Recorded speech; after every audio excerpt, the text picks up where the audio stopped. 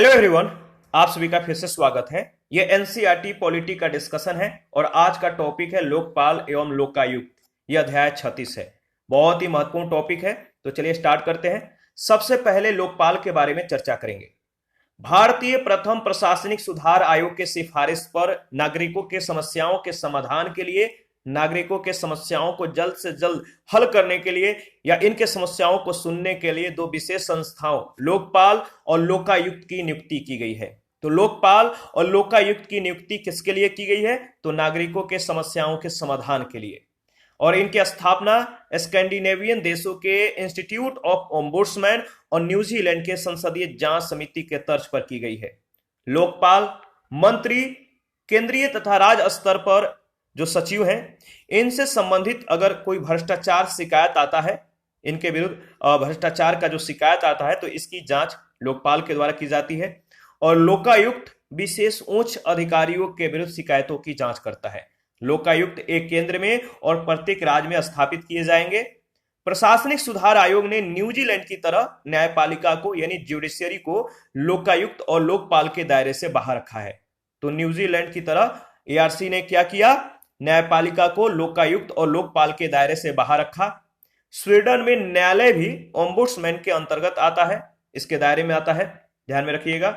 प्रशासनिक सुधार आयोग के अनुसार अगर बात करें तो राष्ट्रपति के द्वारा भारत के मुख्य न्यायाधीश, लोकसभा अध्यक्ष और राज्यसभा के सभापति के परामर्श पर लोकपाल की नियुक्ति करता है। तो राष्ट्रपति के द्वारा इनकी नियुक्ति की जाती है, लेकिन परामर्श किन किन से लिया जाता है? तो भारत के मुख्य न्यायाधीश से, लोकसभा अध्यक्ष से और राज्यसभा के सभापति से।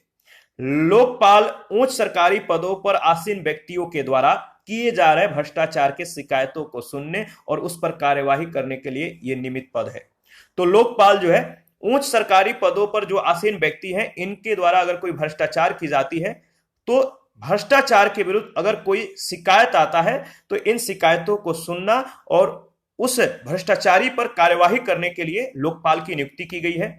प्रशासनिक सुधार आयोग ने लोकपाल और लोकायुक्त के संबंध में निम्नलिखित अनुशंसाएं की है।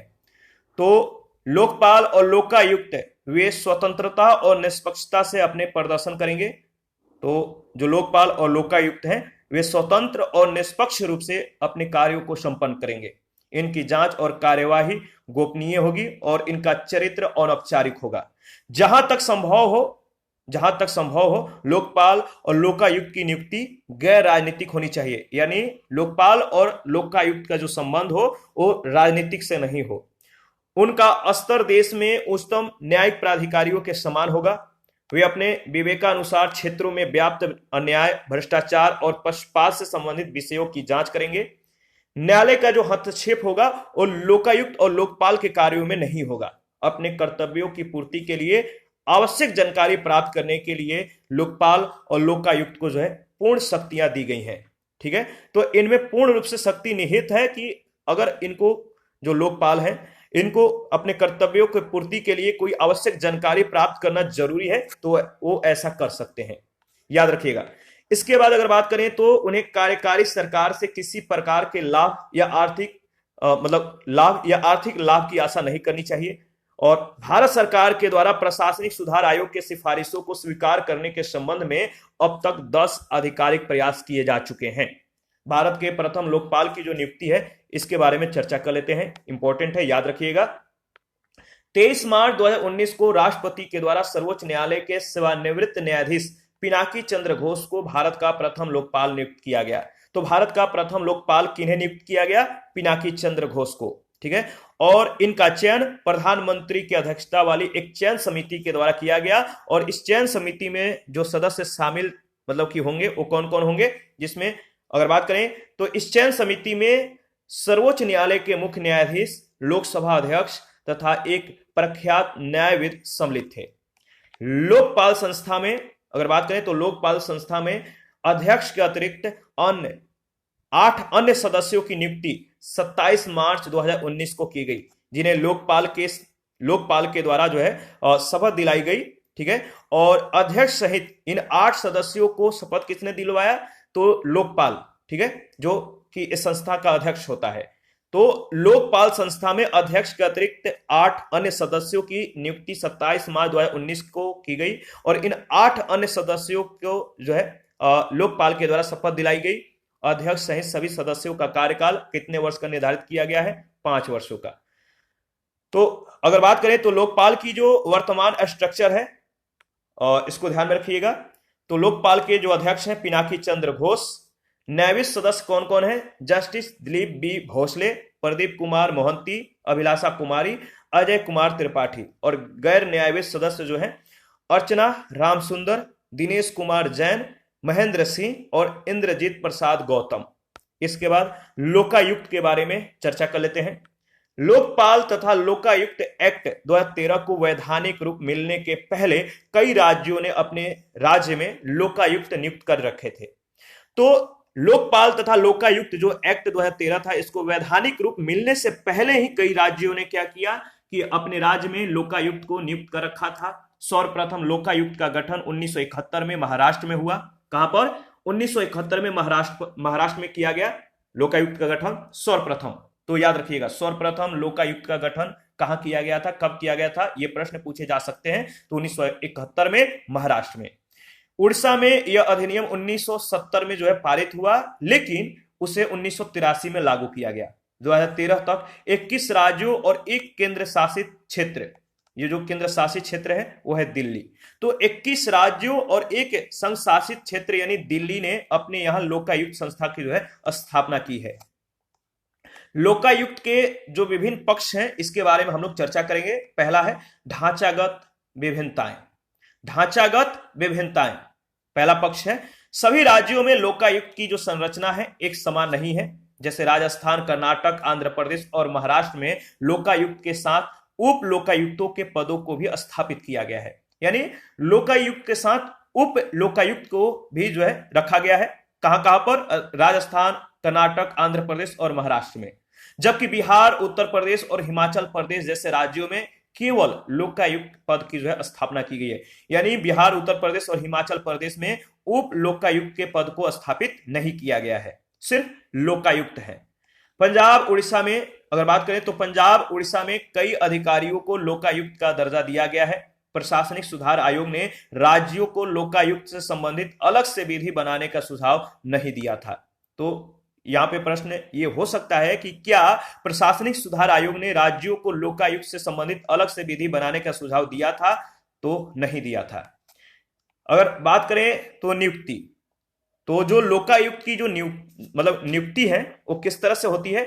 तो लोकायुक्त व उप लोकायुक्तों की जो नियुक्ति है राज्यों के राज्यपाल के द्वारा की जाती है। तो संबंधित जो राज्य के राज्यपाल हैं, अगर जहां पर जिस राज्य में लोकायुक्त या उप लोकायुक्तों की नियुक्ति करना है तो वहां के राज्य के राज्यपाल के द्वारा इनकी नियुक्ति की जाएगी। इनकी नियुक्ति के समय राज्यपाल के द्वारा राज्य के उच्च न्यायालय के मुख्य न्यायाधीश, ठीक है, और राज्य विधानसभा में विपक्ष के नेता से परामर्श करना अनिवार्य है।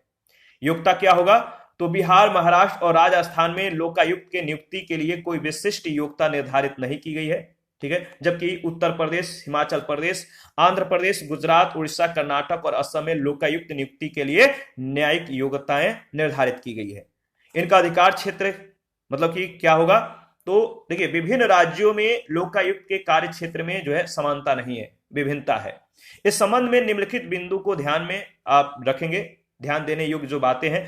पहला है कि महाराष्ट्र, उत्तर प्रदेश, राजस्थान, बिहार और उड़ीसा में मुख्यमंत्री को लोकायुक्त के जांच अधिकार क्षेत्र से बाहर रखा गया है। यानी मुख्यमंत्री को लोकायुक्त के जांच अधिकार क्षेत्र से बाहर किया गया है। जबकि हिमाचल प्रदेश, आंध्र प्रदेश, मध्य प्रदेश, गुजरात में मुख्यमंत्री को लोकायुक्त के जांच के दायरे में रखा गया है। तो कहां कहां पर मुख्यमंत्री को लोकायुक्त के जांच के अधिकार से बाहर रखा गया है? तो महाराष्ट्र, उत्तर प्रदेश, राजस्थान, बिहार और उड़ीसा में। और कहां कहां पर लोकायुक्त को मतलब कि मुख्यमंत्री को जो है लोकायुक्त के जांच के दायरे में रखा गया है? तो हिमाचल प्रदेश, आंध्र प्रदेश, मध्य प्रदेश और गुजरात में। मंत्रियों और उच्च अधिकारियों को लगभग सभी राज्यों के लोकायुक्त के जांच अधिकार क्षेत्र में जो है रखा गया है। मंत्री और उच्च अधिकारियों को लगभग सभी राज्यों में जो लोकायुक्त के जांच अधिकार है, इन क्षेत्रों में इनके जो सीमाएं हैं, इन मतलब कि इन पे पड़ते हैं। कहां कहां पर? मंत्रियों पे, उच्च अधिकारियों पे। तो मंत्री और उच्च अधिकारियों को जो है सभी राज्यों में, लगभग सभी राज्यों में अगर बात करें तो जो लोकायुक्त का जांच अधिकार का जो सीमा है इन पर पड़ता है। और महाराष्ट्र में पूर्व मंत्रियों और कर्मचारियों को भी इसमें सम्मिलित किया गया है। तो महाराष्ट्र में याद रखिएगा विशेष तौर पे कि जो पहले के मंत्री हैं और जो पहले के कर्मचारी हैं इनको भी इसके दायरे में रखा गया है। हिमाचल प्रदेश, आंध्र प्रदेश, गुजरात और उत्तर प्रदेश और असम राज्यों में विधानसभा सदस्यों को लोकायुक्त के जांच के दायरे में सम्मिलित किया गया है। स्थानीय निकायों, निगमों, कंपनियों, समितियों के अधिकारियों को अधिकांश राज्यों में लोकायुक्त के जांच के दायरे में समाहित किया गया है। जांच प्रक्रिया इसके बारे में देख लेते हैं। अधिकांश राज्यों में लोकायुक्त किसी नागरिक के द्वारा अनुचित प्रशासनिक कार्यवाही के विरुद्ध की गई शिकायत के आधार पर या स्वयं के संज्ञान से जांच प्रारंभ कर सकता है, याद रखिएगा। इसके बाद अगर बात करें तो देखिए उत्तर प्रदेश, हिमाचल प्रदेश और असम राज्यों में वह जांच प्रारंभ करने के लिए स्वयं पहल नहीं कर सकता है। तो कहां कहां पर जो है आपको ध्यान में रखना है कि कहां कहां पर अगर बात करें तो देखिए जो जांच प्रक्रिया का जो अधिकार क्षेत्र है लोकायुक्त के संदर्भ में अगर बात करें तो कुछ मतलब कि जो अधिकांश राज्य हैं, अधिकांश राज्यों में लोकायुक्त किसी नागरिक के द्वारा अनुचित प्रशासनिक कार्यवाही के विरुद्ध की गई शिकायत के आधार पर या स्वयं के संज्ञान के आधार पर जांच कर सकता है। लेकिन उत्तर प्रदेश, हिमाचल प्रदेश और असम राज्यों में वह जांच प्रारंभ करने के लिए जो है स्वयं पहल नहीं कर सकता, स्वयं संज्ञान नहीं ले सकता है। जांच क्षेत्र क्या है तो महाराष्ट्र, उत्तर प्रदेश, असम, बिहार और कर्नाटक में लोकायुक्त शिकायतों और आरोपों के विषयों की जांच कर सकता है। तो जो लोकायुक्त है महाराष्ट्र, उत्तर प्रदेश, असम, बिहार और कर्नाटक में शिकायत और आरोपों के विषयों को जो है जांच कर सकता है, विषयों पर संज्ञान ले सकता है। हिमाचल प्रदेश, आंध्र प्रदेश, राजस्थान और गुजरात में उसका कार्य भ्रष्टाचार से संबंधित आरोपों की जांच करना है, न कि शिकायतों की यानी कुप्रशासन से संबंधित मामलों की। तो सिर्फ जांच से संबंधित मतलब भ्रष्टाचार से संबंधित जांचों को ये मतलब कि देख सकता है, जांच कर सकता है। कहां कहां पर? हिमाचल प्रदेश, आंध्र प्रदेश, राजस्थान और गुजरात में। ठीक है। अन्य विशेषताओं के बारे में अगर बात करें तो लोकायुक्त संबंधित राज्य के राज्यपाल को अपने कार्य निष्पादन का एक समेकित वार्षिक विवरण प्रति वर्ष प्रस्तुत करता है। राज्यपाल इस विवरण को एक व्याख्यात्मक ज्ञापन पक्ष के साथ सदन में प्रस्तुत करता है और लोकायुक्त राज्य विधायिका के प्रति उत्तरदायी होते हैं। लोकायुक्त जांच के लिए राज्य के जांच एजेंसियों की सहायता लेते हैं और वह राज्य सरकार के विभागों से संबंधित विषयों की फाइलों और दस्तावेजों की मांग कर सकता है। भारत में अभी तक 2 प्रशासनिक सुधार आयोगों का गठन किया गया है। प्रथम प्रशासनिक सुधार आयोग का गठन 1966 में श्री मोरारजी देसाई की अध्यक्षता में की गई थी और दूसरा प्रशासनिक सुधार आयोग 2005 में श्री वीरप्पा मोइली की अध्यक्षता में की गई थी। लोकपाल और लोकायुक्त संशोधन विधेयक 2016 जो है इसके बारे में चर्चा करेंगे। देखिए अगस्त 2016 में केंद्रीय मंत्रिमंडल के द्वारा लोकपाल और लोकायुक्त संशोधन विधेयक जो 2016 है इसको मंजूरी प्रदान की गई। तो 2016 के अगस्त 2016 में जो अगस्त महीना 2016 था, इस समय अगस्त में केंद्रीय मंत्रिमंडल के द्वारा लोकपाल और लोकायुक्त संशोधन विधेयक 2016 को मंजूरी प्रदान कर दी गई और इससे लोक सेवकों के द्वारा परिसंपत्तियों और देनदारियों के संबंध में लोकपाल और लोकायुक्त अधिनियम 2013 की धारा 44 में संशोधन किया गया। लोकपाल और लोकायुक्त अधिनियम 2013 की धारा 44 क्या है तो इसमें विशेष प्रावधान किया गया है कि इसके अंतर्गत सरकारी कर्मचारियों को अगर सरकारी जो कर्मचारी हैं इनको पदभार ग्रहण करने के तिथि के 30 दिन के भीतर अपनी संपत्ति और देनदारियों और लेनदारियों का विवरण अनिवार्य रूप से देना होगा। यानी जो सरकारी कर्मचारी हैं अपने पद को जब ग्रहण करते हैं तो उसके 30 दिन के अंदर में, 1 महीने के अंदर में अपने संपत्ति और देनदारी या लेनदारी जो है इनके विवरण अनिवार्य रूप से जो है देंगे और इसके अंतर्गत इनके पति पत्नी या आश्रित बच्चों की जो संपत्तियां हैं, देनदारियां हैं और लेनदारियां हैं ये भी सम्मिलित होंगे। प्रत्येक लोक सेवक को प्रति वर्ष जो है 31 जुलाई के पहले उस वर्ष 31 मार्च तक जो है संपत्ति का विवरण घोषित करना होगा और उसका वार्षिक रिटर्न फाइल करना होगा।